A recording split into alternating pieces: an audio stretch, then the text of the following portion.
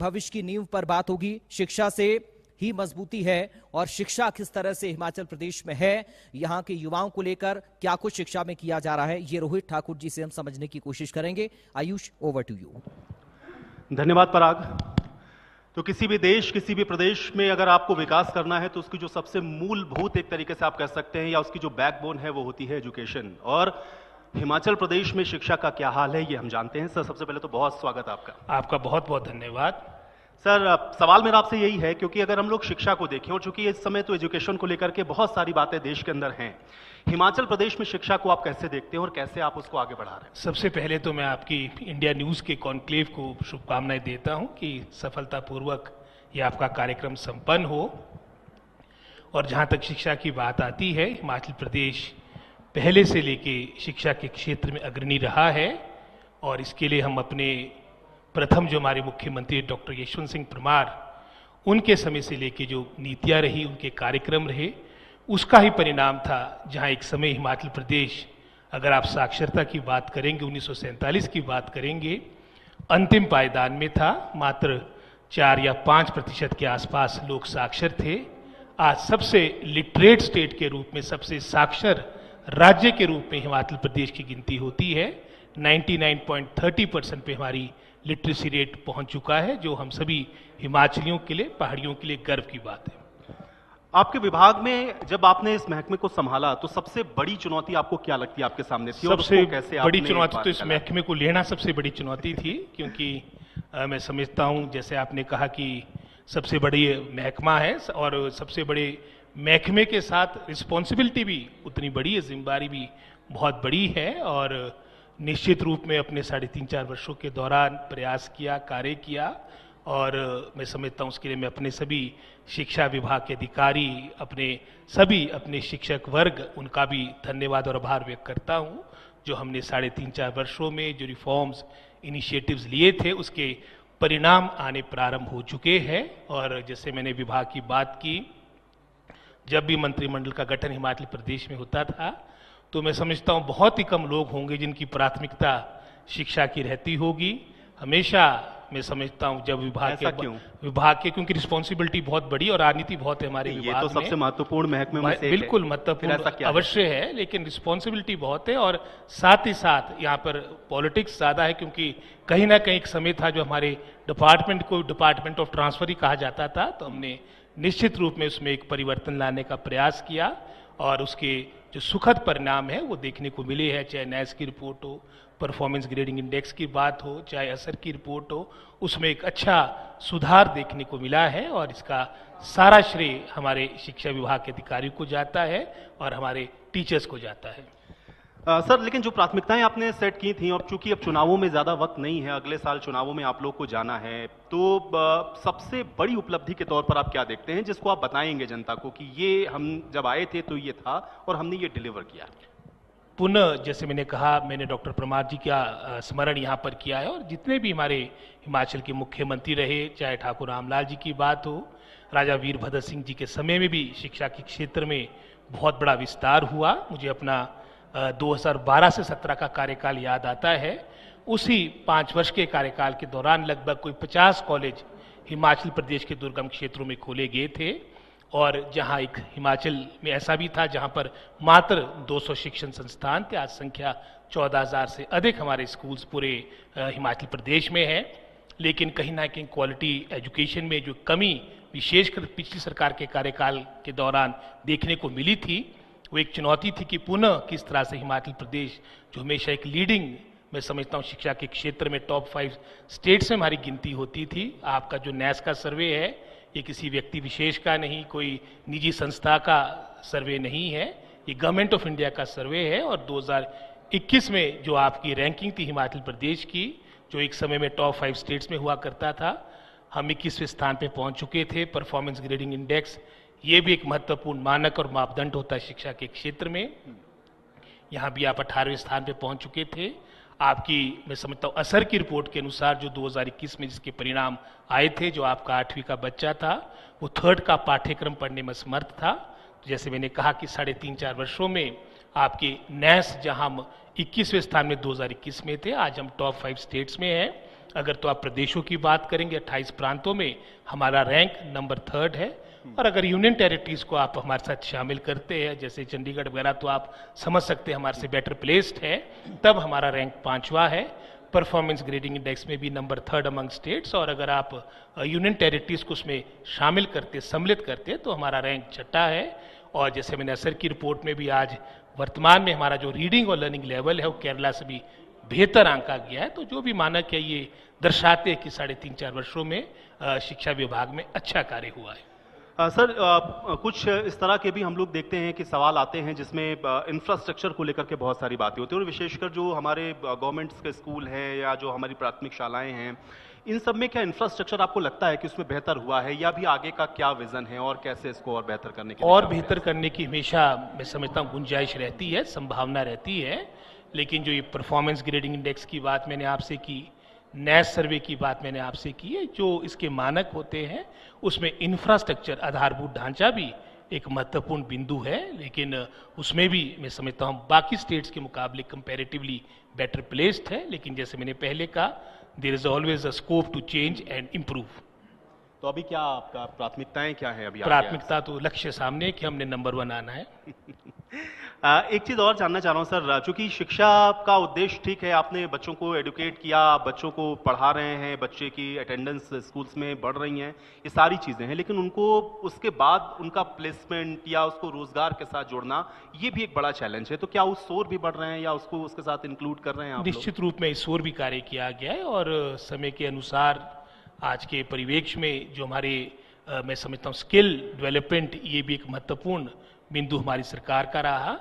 वर्तमान में जो हमारे स्कूल्स में जो आपके वोकेशनल कोर्सेज चले हैं, मुझे याद है अगर आप 2022 से पहले की बात करेंगे, लगभग कोई 1100 के आसपास आपके टोटल जो सैंक्शन पोस्टें थी सीनियर सेकेंडरी स्कूल्स में, लगभग 1100 के आसपास थी पिछले 15-20 वर्षों से। जब से ये स्किल डेवलपमेंट का कार्य प्रारंभ हुआ है, वोकेशनल ट्रेड्स प्रारंभ हुए हैं, हमने ही अपने कार्यकाल के दौरान लगभग इतनी संख्या, टोटल वर्तमान में कोई 2400-2500 स्कूलों में हमने वोकेशनल ट्रेड प्रारंभ कर दिया। और इस 24 या 2500 के आसपास जो टोटल स्कूल की संख्या बनती है, उसमें आधे जो ट्रेड्स प्रारंभ हुए इन्हीं 3.5-4 वर्षों के दौरान प्रारंभ हुई। सोच यही है कि हमने जॉब बेस्ड एजुकेशन बढ़ानी है।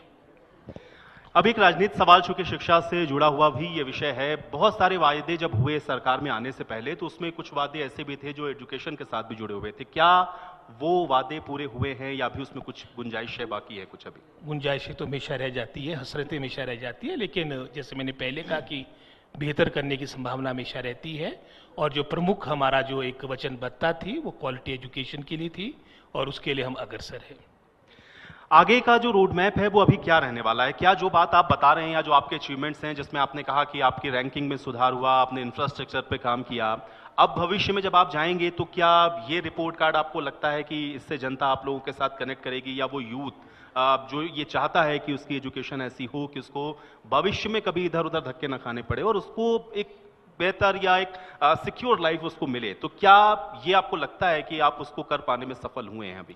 तो अब जो तो मैं समझता हूँ जो रिजल्ट्स आए वो आपके सामने हैं, और इलेक्शन भी एक रिजल्ट ही होता है। हम आशा रखेंगे, मैं पॉजिटिव आदमी हूँ, कि सारी बातों को देखते हुए जो अच्छा कार्य हुआ है हमारे विभाग में, जनता पुनः हमें आशीर्वाद देगी। आपको उम्मीद है कि जो आपने काम किया उसके आधार पर जनता आपको वोट उम्मीद करेगी? पे दुनिया टिकी है, और जैसे मैंने पहले कहा, मैं पॉजिटिव आदमी हूँ, आशावाद हूँ, और निश्चित रूप में जो प्रयास वर्तमान में 3.5-4 वर्षों में विभाग के द्वारा हुआ है उसकी प्रशंसा सबने की है। अच्छा, आप ये कह रहे हैं बार बार, क्योंकि कि हर चीज में एक गुंजाइश तो रहती है, और ये सही बात है कि विकास का जो भी पैमाना हम सेट करते हैं उससे ऊपर जाने की हमेशा एक स्कोप होता है। अभी आपको आपके महकमे में क्या लगता है कि एक कसक है आपके अंदर की मुझे ये करना था, मैं यहां तक पहुंचा और ये मुझे करना है, या अब ये मैं करूंगा, ये है ऐसा कुछ अभी तो आपने गोल सेट किया है कुछ? मिर्जा गालिब की शेर याद आता है कि हजारों ख्वाहिशें ऐसी कि हर ख्वाहिश पे दिल निकले, पर हर बहुत निकले मेरे अरमान, फिर भी कम निकले। अभी बहुत कुछ करना बाकी है। 3.5-4 वर्षों में एक दृढ़ निश्चय के साथ, इच्छा शक्ति के साथ प्रयास हुआ है, लेकिन जैसे मैंने पहले भी कहा, अभी इम्प्रूव करने के लिए भी और भी गुंजाइश है।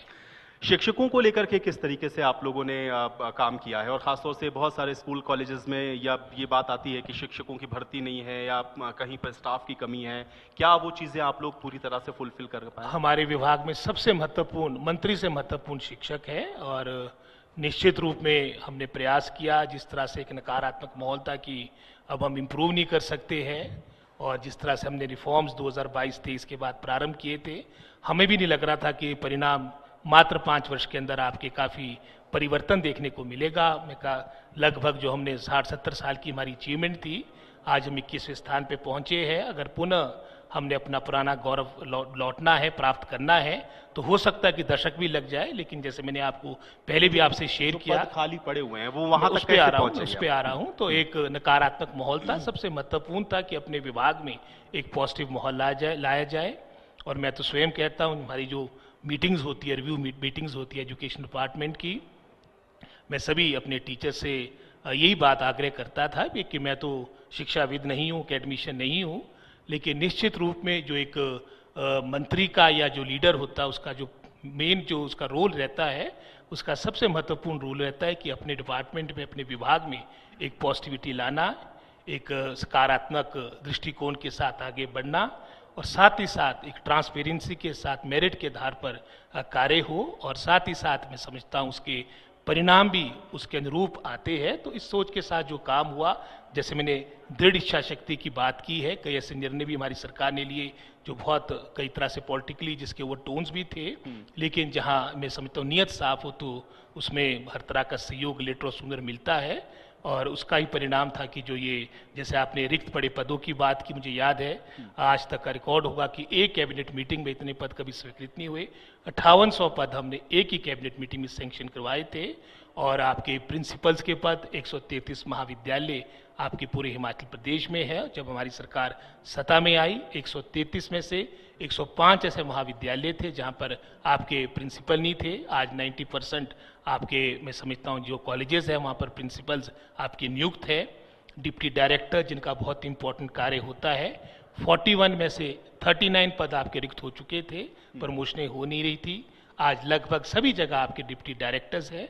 हजारों की संख्या में कह सकता हूं कि लगभग कोई 8-9 हज़ार के आसपास हमने शिक्षा विभाग में अभी तक हमारी नियुक्तियां हो चुकी है, और जब तक सरकार का कार्यकाल यानी अगले साल अक्टूबर तक होगा, ये संख्या 12,000 से अधिक होगी। जो हमारे लेक्चरार, जैसे मैं पीजीटीज की बात करूंगा, जो +1 +2 को पढ़ाते हैं, अगर पिछली सरकार के कार्यकाल के आप 5 वर्ष का विवरण देखेंगे, आपने 500 के आसपास नियुक्तियां 5 वर्षों में की, और हमने अपने शुरू के 3 वर्षों में लगभग 600 से अधिक अपनी नियुक्तियां की थी।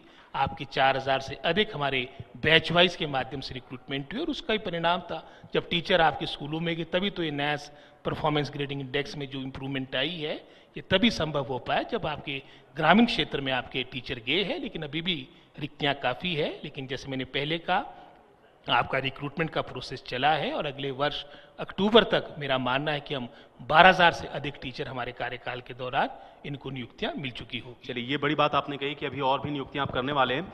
एक चीज सर और जानना चाह रहा हूं, क्योंकि न्यू एजुकेशन पॉलिसी को लेकर के पूरे देश के अंदर एक बड़ी चर्चा है। हिमाचल प्रदेश को अगर मैं उसमें देखूं तो कहां तक वो पहुंचा है, कितना उसको आप लोग ग्राउंड पर एग्जीक्यूट कर पाए हैं, और उसके क्या जो परिणाम है वो आप लोग देख पा रहे हैं, मतलब क्या स्टेटस है अभी अभी NEP का? शुरुआती दौर में है। हालांकि जब NEP पॉलिसी 2020 आई थी, उसमें सबसे पायनियर स्टेट्स के रूप में हमने हस्ताक्षर किए थे, लेकिन उसके बाद कार्य मैं समझता हूँ जिस गति के साथ होना चाहिए था नहीं हुआ, और उसमें ऐसी कोई डेडलाइन भी नहीं कि समय अवधि के दौरान ही आपको उसके परिणाम लाने पड़ेंगे। उसमें कार्य हो रहा है, और मुझे पूर्ण विश्वास है कि आने वाले समय में उसके परिणाम के बारे में भी हम विश्लेषण करेंगे। एक सवाल और भी बहुत ज़्यादा चर्चा में रहता है, बहुत सारे स्कूल या विद्यालय ऐसे हैं जहां पर बच्चों की जो शिक्षा, बच्चे की जो अटेंडेंस है वो कम है, और कुछ स्कूल को मर्जर करने की भी जो नीतियां हैं वो आती हैं सामने। इसको आप कैसे देखते हैं, क्योंकि विपक्ष इसको एक मुद्दा बना देता है कि स्कूल साहब बंद कर दिए गए, आप लोग ये कहते हैं कि जहां पर स्टूडेंट्स कम थे हमने उसको मर्ज इसलिए किया था कि हम एजुकेशन बेहतर दे पाएं। कैसे देखते हैं इसको? क्या ये सिर्फ एक पॉलिटिकल इसको हम देखें कि स्कोर करने के लिए इस तरह की बात है, या वाकई में इसमें कुछ रूट कॉजेज है जिस पर काम करने की जरूरत है? आरोप लगाना तो बहुत आसान होता है, लेकिन आरोप लगाने से पहले अपने गिरेबान में भी देखना बहुत आवश्यक होता है। और जो हमने स्कूल्स मर्ज किए हैं या फिर हमने डाउनग्रेड किए, वो स्कूल्स थे। उदाहरण के तौर पे अगर हम पूरे हिमाचल प्रदेश की बात करेंगे, इन 3.5-4 वर्षों में, जहां पूरे भारतवर्ष में जब से आपके केंद्र में आपकी NDA गवर्नमेंट आई है, 95,000 स्कूल आपके मर्ज हुए हैं। हिमाचल प्रदेश में संख्या लगभग कोई 1400 के आसपास है, और इन 1400 स्कूलों में से 50% आपके स्कूल्स ऐसे थे जहां पर जीरो इनरोलमेंट थी, यानी एक भी बच्चा नहीं था। उसके बावजूद भी वो स्कूल चले थे, वो बच्चों के लिए थे या टीचर्स के लिए, एक बहुत बड़ा सवाल है। साथ ही साथ जो 700 के आसपास जो अन्य स्कूल थे, वहाँ पर कहीं एक बच्चा, कहीं 2 बच्चे पूरी 5 कक्षाओं में।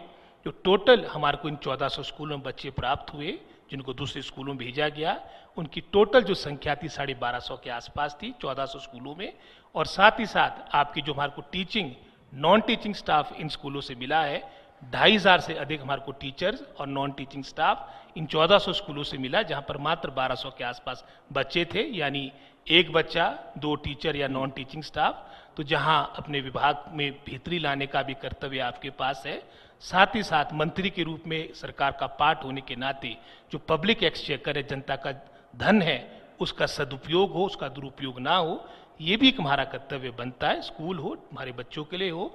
और इसी सोच के साथ ये नामात्र हिमाचल प्रदेश में जितनी भी आपकी बीजेपी रूल स्टेट्स है, वहाँ सब जगह बच्चों की संख्या को देखते हुए ये स्कूल्स मैं समझता हूँ मर्ज किए गए हैं। आप किसी भी स्टेट में नजर डालेंगे, ये केंद्र सरकार की, गवर्नमेंट ऑफ इंडिया की भी नीति है। जहाँ बच्चे नहीं होंगे स्कूलों का कोई अर्थ नहीं है। नीति आयोग है, फाइनेंस कमीशन की बैठक यहीं पीटर ऑफ में हुई तो थी। इसमें हम लोग कैसे डिफरेंशिएट करें, क्योंकि जहां आप सत्ता में हैं आप ये कह रहे हैं कि ये ठीक है, जहां पर बच्चे कम थे आपने मर्ज किया। अब अदर स्टेट में हम लोग जाते हैं जहां पर कांग्रेस ऑपोजिशन में, वो ये कहती है जो आरोप बीजेपी यहां पर लगा रही, तो फिर इसमें कांग्रेस जो ने असल स्थिति है, मतलब जो मैंने पूछा ना कि केवल पॉलिटिकल मुद्दा है या इसका रूट कॉज में वाकई में काम होना चाहिए, रूलिंग तो फिर पार्टी कैसे इसको ऑपोजिशन पार्टी ने अपना अपना कर्तव्य करना, लेकिन उसका जो मैं समझता हूँ विश्लेषण है, जो उसका जज है, वो पब्लिक है। और पब्लिक में समझता हूँ सारी बातों का देखेगी कि जो हमारे रिसोर्सेज है, पहले सीमित साधन है हिमाचल प्रदेश में, कई तरह की अपनी वित्तीय समस्याएं हैं। और जैसे मैंने पहले कहा कि हम कस्टोडियन है पब्लिक एक्सचेकर के, स्कूल हो हमारे बच्चों के लिए, स्कूल हो जहाँ स्टूडेंट्स ही नहीं है। 700 आपके ऐसे स्कूल थे जहाँ बच्चा एक नहीं था, टीचर लगे हुए थे, तो उनका कोई अर्थ नहीं। तो एक मैं समझता हूँ इच्छा शक्ति, जैसे मैंने कहा, बहुत महत्वपूर्ण होती है। हमने निर्णय लिए हैं और जनता के हित में लिए। एक सवाल सर और है मेरा आपसे, चूंकि अभी एक बहुत बड़ा आंदोलन पूरे देश ने देखा नीट को लेकर के, जंतर मंतर पर जो कुछ हुआ, चूंकि आप जिस विभाग को संभाल रहे हैं, जाहिर है एजुकेशन के साथ सारी चीजें जुड़ी हुई थी। 2 विषय हैं, एक तो ये जो प्रदर्शन हुआ जिसमें शिक्षा मंत्री को, देश के शिक्षा मंत्री को इस्तीफा देना पड़ा, इसको आप कैसे देखते हैं? क्या वो एक बड़ा आक्रोश था जो निकला सड़कों पर, जो ये चाह रहा था कि ये हो और इस वजह से ये इस्तीफा हुआ? दूसरा ये है पेपर लीक या एग्जामिनेशन के प्रोसेस में जो दिक्कतें आती हैं वो स्टेट के अंदर भी हैं, क्योंकि और भी स्टेट में हम लोग देख रहे हैं इस तरह की प्रदर्शन हो रहे हैं। कैसे देखते हैं? सिर्फ पॉलिटिकल एंगल, कुछ पॉलिटिकल पॉइंट्स को गेन करने के लिए, या वाकई में कंसर्न है और उस पर काम होना चाहिए? नहीं, मेरा ये मानना है कि केंद्र सरकार, चाहे एजुकेशन मिनिस्ट्री की बात हो, कि हम प्रॉपर्ली उस पूरे जो आंदोलन को तो हैंडल नहीं कर पाए। और निश्चित रूप में जैसे आपने कहा कि ये चैलेंजेस रहते, चुनौतियां रहती है। और नामात्र हम केंद्र सरकार पे बात करें या प्रदेश सरकार कोई भी हो, चाहे हिमाचल की बात हो, कहीं ना कहीं मैं समझता हूँ इस तरह की त्रुटियां रह जाती है। लेकिन आने वाले समय के लिए जैसे केंद्र ने भी एक टास्क फोर्स बनाई है, हम सब के लिए भी चुनौती है। पिछली सरकार के कार्यकाल के दौरान भी कई तरह की बातें उठी थी। जो आपका सर्विस सिलेक्शन बोर्ड हमीरपुर है, तो हमने वहाँ पर कंप्यूटर बेस्ड टेस्ट अब प्रारंभ किया है। हालांकि मेरा ये मानना है कि वो भी एक तरह से मैं समझता हूँ फुल प्रूफ होगा कि नहीं होगा, अभी वर्तमान फुल प्रूफ है। लेकिन जिस तेजी के साथ आपका मैं समझता हूँ ये डिजिटल नॉलेज बढ़ रही है, हो सकता है उसका भी कोई तोड़ निकल जाए। लेकिन समय के अनुसार हमको मैं समझता हूँ परस्पर, चाहे केंद्र सरकार है, हमारी भिन्न भिन्न प्रदेश सरकारें हैं, क्योंकि हर सरकारों के सामने ये चैलेंज है, हमारे को जीरो टॉलरेंस के साथ इसमें आगे बढ़ना पड़ेगा। कोई ऐसे जो मैं समझता इस तरह की नियमितताएं करते हैं, उनके जो मैं समझता हूं कि कठोर से कठोर जो प्रावधान है उसके अनुसार उनके खिलाफ कार्रवाई हो। लेकिन एक कोऑर्डिनेशन और समन्वय सभी सरकारों का होना चाहिए, ताकि, क्योंकि समस्या मात्र केंद्र की या हिमाचल प्रदेश की नहीं है, और इसमें जीरो टॉलरेंस आगे बढ़े और समन्वय के साथ आगे बढ़े और फुल प्रूफ कार्य हो, ताकि इस तरह से हमारे जो मेधावी छात्र है, मेरिटोरियस बच्चे हैं, उनके साथ नाइंसाफी ना हो। आपने बड़ी सुलझी हुई बात की, हालांकि अमूमन इतनी सुलझी हुई बात इस तरह के विषय पर होती नहीं है, और बहुत सारी चीजें, क्योंकि हम लोग भी बहुत सारे लोगों से जब जब बाल सफेद हो जाते हैं तो सुलझी बातें बोली जाती है। नहीं, मैंने इसीलिए कहा मुझे लगता है आप लोगों आपसे सीखना चाहिए और बहुत सारे पॉलिटिशियंस को। मैं इसलिए आपसे ये सवाल पूछ रहा था चूंकि अलग अलग स्टेट का मैंने जिक्र किया, और अगर ये वाकई कंसर्न का विषय है तो एक जो कानून अभी लोकसभा में पारित हुआ उसको आप कैसे देखते हैं? क्या उससे ये प्रिवेंशन होगा आपको लगता है? और अगर नहीं होगा तो क्या कंस्ट्रक्टिव होना चाहिए? आपको क्या लगता है इसमें क्या तब्दीली होगी? क्योंकि अल्टीमेटली हमारे बच्चे इससे हो रहा है। कानून तो बताया जाता कि 2-3 वर्ष पूर्व भी आपका पारित हुआ था, और इस कानून का परिणाम क्या होगा तो भविष्य की गर्व की बात है। तो मैं तो अभी वर्तमान में यही कह सकता हूं, सभी सरकारों को, चाहे केंद्र सरकार है चाहे प्रदेश सरकार है, जीरो टॉलरेंस के साथ आगे बढ़े और साथ ही साथ इसमें मैं समझता हूं फुल प्रूफ जो भी सिस्टम बनता है उसके अनुसार हम कार्य करें। जो भी हमारी नॉलेज आपस में जिसमें हम शेयर कर सकते, जिसके माध्यम से बेहतर व्यवस्था हो, वो आपस में हम शेयर करें और किसी भी गलत लोगों को किसी तरीके से संरक्षण सरकार के द्वारा ना मिले, उसके लिए मैंने पहले कह दिया कि जीरो टॉलरेंस के साथ हमें आगे बढ़ना होगा। बहुत बहुत धन्यवाद रोहित जी, आपने अपना कीमती वक्त निकाला, आज हमारे इस कार्यक्रम का आप हिस्सा बने, इतनी बेबाकी से आपने सारे सवालों का जवाब दिया। बहुत बहुत धन्यवाद सर। धन्यवाद जी, Thank बहुत you, बहुत thank you. धन्यवाद। तो जोरदार तालियां रोहित ठाकुर जी के लिए। शिक्षा से जुड़े सवालों का जवाब रोहित ठाकुर जी ने दिया है। बहुत धन्यवाद रोहित।